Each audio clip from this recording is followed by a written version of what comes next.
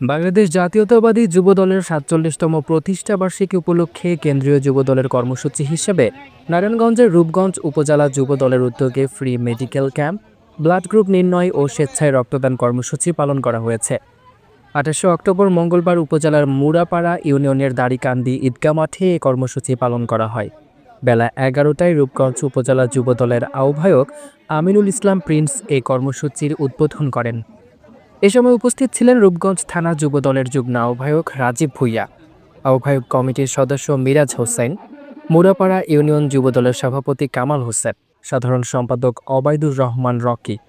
Senior সহসভাপতি মাহবুবুর রহমান সোহেল, যুগ্ম সাধারণ সম্পাদক মোর্শেদ আলম, সিনিয়র যুগ্ম সাধারণ সম্পাদক আবুল আজাদ, সাংগঠনিক সম্পাদক ওমর ফারুক পলাশ, কায়েতপাড়া ইউনিয়ন যুবদলের সভাপতি কামাল নাসের, মুড়াপাড়া ইউনিয়নের ৮ নং ওয়ার্ড যুবদলের সভাপতি কামাল, সাধারণ সম্পাদক আলামিন সহ আরও অনেকে। আমাদের আজকে রূপগঞ্জ উপজেলা যুবদলের ফ্রি মেডিকেল ক্যাম্পিংয়ের যে আয়োজন করেছি, আমাদের অভিভাবক জনাব দেশনায়ক জনাব তারেক রহমান উনি একটি বার্তায় বলেছেন, সামনে নির্বাচন, আমাদের জনকল্যাণমূলক কাজ এবং জনসেবা আমাদের সকলকেই নিয়োজিত থাকতে হবে এবং আমাদের আগামী রূপগঞ্জের যে ভবিষ্যৎ কর্ণধার জনাব মোস্তাফিজুর রহমান দিউ ভাইয়ের নির্দেশে আমাদের রূপগঞ্জ উপজেলা যুবদলের তত্ত্বাবধানে আজকে আমরা ফ্রি ক্যাম্পিংয়ের যে ব্যবস্থা করেছি, এখানে বিনামূল্যে এমবিবিএস ডাক্তার দ্বারা রোগী দেখানো হচ্ছে এবং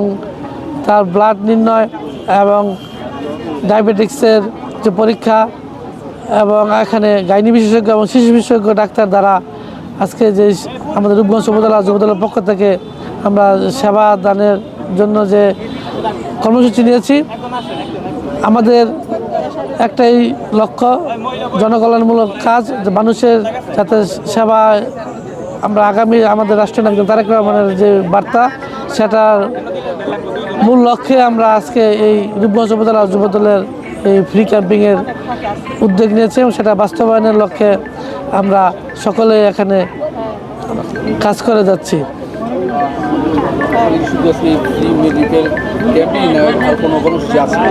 এখানে আমাদের শুধু আজকে কেন্দ্র থেকে যে যুবদলের কর্মসূচি দিয়েছে তার মধ্যে ফ্রি মেডিকেল ক্যাম্পিংয়েই আমরা রূপগঞ্জ উপজেলা যুবদল এটা পছন্দ করে জনকল্যাণমূলক কাজ হিসেবে আমরা বেছে নিয়েছি। ইশরাক অর্ণব, চ্যানেল 21,